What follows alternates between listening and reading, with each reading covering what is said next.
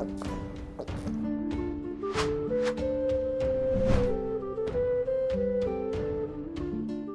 Moin, hallo und herzlich willkommen zu einem neuen Video hier auf meinem Kanal. Heute gibt es ja eine Runde Shakes and Fidget. Der Berserker hat ja letztes Mal ein Update kassiert, sag ich mal, wo die Klasse überarbeitet worden ist. Und damit einhergehend hat er auch ein neues Icon bekommen, wo viele aus der Community anscheinend unzufrieden gewesen sind, beziehungsweise es hat halt irgendwo vom Design her nicht so ins Game gepasst. Und ja, daraufhin wurde eine Abstimmung gemacht.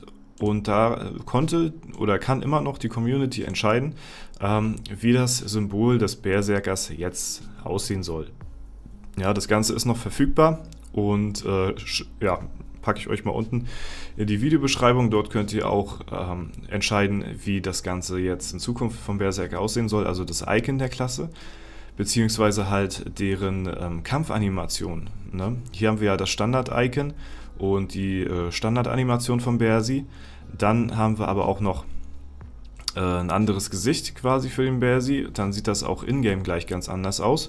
Da könnt ihr sehr gerne mal entscheiden, was ihr für sinnvoll haltet, was ihr am besten haltet oder was ihr am besten findet.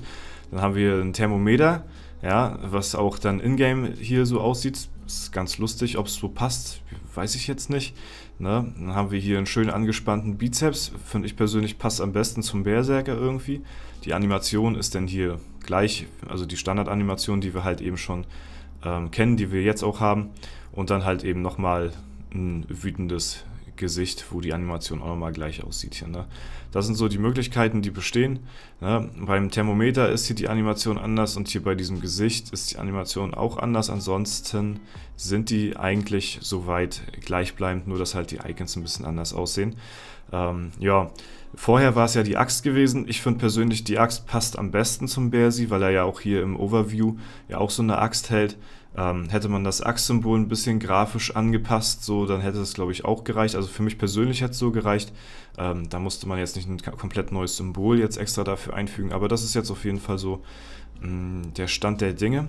Und ja, falls ihr ja noch andere Anregungen haben solltet zur Klasse bzw. zu diesem Symbol, könnt ihr die natürlich auch sehr gerne hier reinschreiben und dann an Playa dann schicken. Ne? Das Ganze habe ich euch mal unten verlinkt, falls ihr daran Interesse hegen solltet und bei der Abstimmung da mitmachen wollt, könnt ihr dies natürlich sehr gerne tun.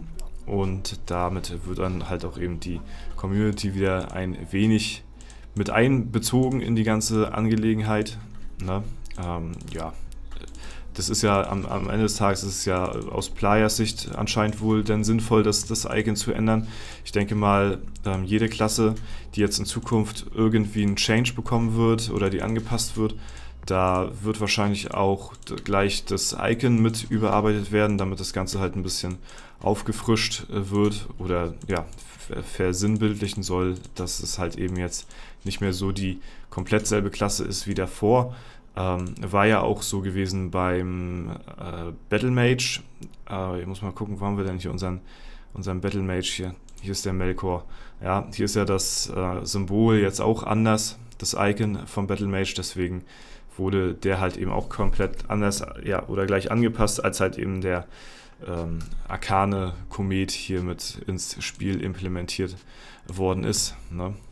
Ja, ansonsten, wir befinden uns auf S31, wie ihr natürlich schon gesehen habt. Ich bin mittlerweile 653, Statpunkte wachsen und ich wollte mal einen Blick auf die Aufholjäger werfen, wie es bei denen aussieht.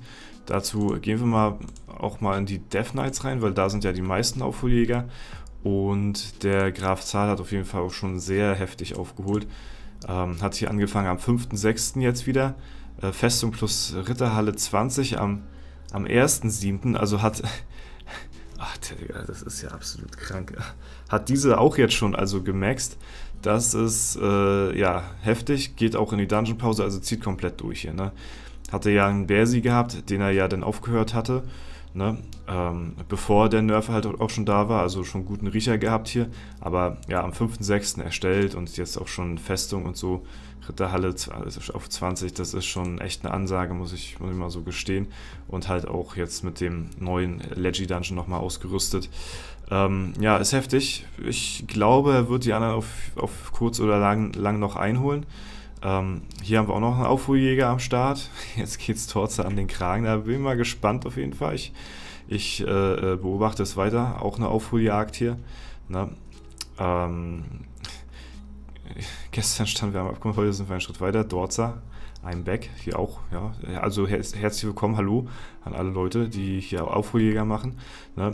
Aber die Aufholjäger, mit denen, die wir auch schon länger im Auge haben, also der Kysuel und der Piccolo, mal gucken. Ich bin gespannt, wie es mit denen aussieht, ob da hier auch ein Aufholjäger, die halbe Gilde hier voller Aufholjäger auf jeden Fall, ob er da auch rankommt. Graf Zahl ist, glaube ich, jemand, der dann doch nochmal einen ordentlichen Pilz mehr in die Hand nimmt als ein Piccolo oder vielleicht auch ein Kysuel, der ja auch schon nicht schlecht ist. Ne, der ist ja auch in der Dungeon-Pause. Piccolo zieht durch. Der macht keine Dungeon-Pause, da wird man dann auch nochmal einen Unterschied sehen, denn das wird auch nochmal interessant. Aber ja, es bleibt auf jeden Fall spannend hier weiterhin auf S31. Und ich hatte vorhin gesehen gehabt, ich habe mal ganz kurz in die IHOF geschaut, ob ich heute vertreten bin. Dies ist leider nicht der Fall. Wir haben heute auf S31 als Vertretung den Sir Webster. Ja, ist ja auch, denke ich mal, auch eine gute Sache. Aber auch hier leider verloren. Was ich aber gesehen hatte, dass wir in den Top 10 wieder sind mit Celtic.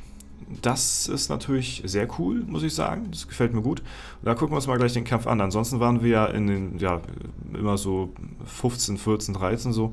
Aber jetzt wieder mal in den Top 10. Das ist eine coole Sache. Und deswegen gucken wir uns mal auch gleich den Kampf an. Es ist bestimmt immer noch so, ich glaube nicht, dass sich daran was geändert hat, dass wenn man sich einen Kampf anguckt, den immer aus der Verliererperspektive reinzieht. Deswegen gehen wir mal auch stark von aus, dass wir jetzt auch den Kampf wieder verlieren werden. Aber macht nichts, wir sind in den Top 10. Das ist echt strong, waren wir jetzt schon länger nicht mehr. Es war jetzt nicht unsere beste Platzierung gewesen. Wir waren auch, glaube ich, schon mal, ich glaube, unser Top-Rang war 8 oder ich glaube sogar 7. 6 weiß ich jetzt nicht genau, aber ich glaube 7 war unsere beste Platzierung, die wir bisher je hatten.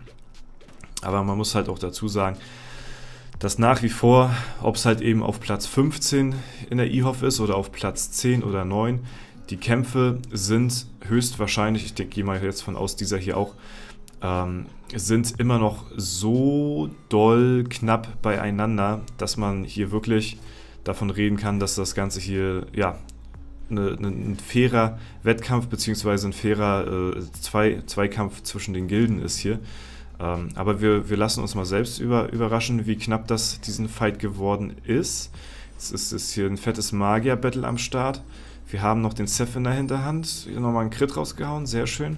Lambretta ist jetzt der letzte Gegner und Seth ist auch unser letzter Mitspieler. Und es ist, wie erwartet, ein sehr knapper Kampf mal wieder gewesen. Also auch hier berechtigterweise in den Top 10 vertreten. Das ist einfach am Ende des Tages eine Glückssache, wer halt eben mehr crittet, wer die besseren Treffer raushaut, wer mehr blockt, wer mehr ausweicht, keine Ahnung. Das ist nachher am Ende das, worauf es ankommt und deswegen schwankt das halt eben auch relativ hart. Ne? Hatte ich ja schon mal gesagt, auch dadurch, dass wir halt in unseren Rängen oder bei unseren Top-Leuten hauptsächlich Magier dabei haben, die von den Statpunkten her auch ziemlich, die zwar viel Schaden austeilen, aber wenig einstecken, deswegen ist das halt eben sehr, random manchmal, dass wir hier so doll hin und her schwanken. Wären unsere 3 Magier hier alles Krieger, dann wären wir vielleicht ein bisschen konstanter in der Ehrenhalle, aber so kommt es halt eben mal vor, dass wir auch mal in den Top 10 sind, vielleicht auch mal noch höher, kann natürlich auch sein, das ist natürlich auch der Vorteil von diesen schwankenden Rängen, ne? Aber kann halt auch mal sein, dass wir weiter unten landen, ne? Also aber nie halt wirklich so konstant, dass man sagt, okay, wir sind jetzt hier immer auf Platz 10 oder so, ne? Das wird wahrscheinlich jetzt so erstmal nicht vorkommen und die Konkurrenz schläft natürlich auch nicht. Ne? Aber das ist halt eben das Ding, ist ja das gleiche wie mit der Waffenspanne, PvP und PvE-Waffen. Ne? Man hat halt mehr Chancen, höher zu kommen in den Dungeons, wenn man halt eine höhere Spanne hat. Umso mehr schwanken natürlich auch die Tries, aber das macht man halt eben, wenn man pilzt, mit den Pilzen halt wett. Aber ansonsten ist es halt besser, wenn man nicht so schwanken will, dass man halt eher eine niedrigere Spanne hat. Das ist eigentlich auch so das beste Beispiel für uns hier jetzt auch als Gilde. Aber da können wir natürlich jetzt recht wenig dran ändern, sage ich mal, an unserer Situation. Das ist ja einfach so, dass wir halt viele Magier haben in der Gilde und ja, diese halt auch viel auf Damage gehen. Ne? Und damit muss man halt eben leben, auf jeden Fall. Ne? Ich versuche dem Ganzen schon ein bisschen gegenzusteuern, dass ich sage, okay, ich gehe jetzt nicht so hardcore auf Intelligenz, sondern ziehe jetzt eher so ein bisschen Ausdauer hoch bis 300k. Und dann sollte ich erstmal ein bisschen tankiger sein. Also mehr Leben habe ich ja jetzt schon auf jeden Fall. Ne? Bis 300.000 Ausdauer gehe ich noch weiter hoch. Und ja, dann wird aber auch erstmal wieder Intelligenz gepusht, weil das darf auch nicht außer Acht gelassen werden. Als Magier ist das natürlich auch sehr wichtig, den dementsprechenden Damage aufzubringen. Ne? Gut, das soll es aber für heute soweit gewesen sein. Wie gesagt, macht da sehr gerne bei der Umstimmung mit, falls euch das Ganze interessiert. Ansonsten nicht. Ja, und ich hoffe, euch hat es gefallen. Wir hören und sehen uns morgen wieder, natürlich. Ne? EU5 startet ja auch bald. Ich sage euch bald, wie da so meine Pläne für aussehen. Und das war es soweit von mir. Vielen lieben Dank fürs Zuschauen. Haut rein und bis zum nächsten Mal.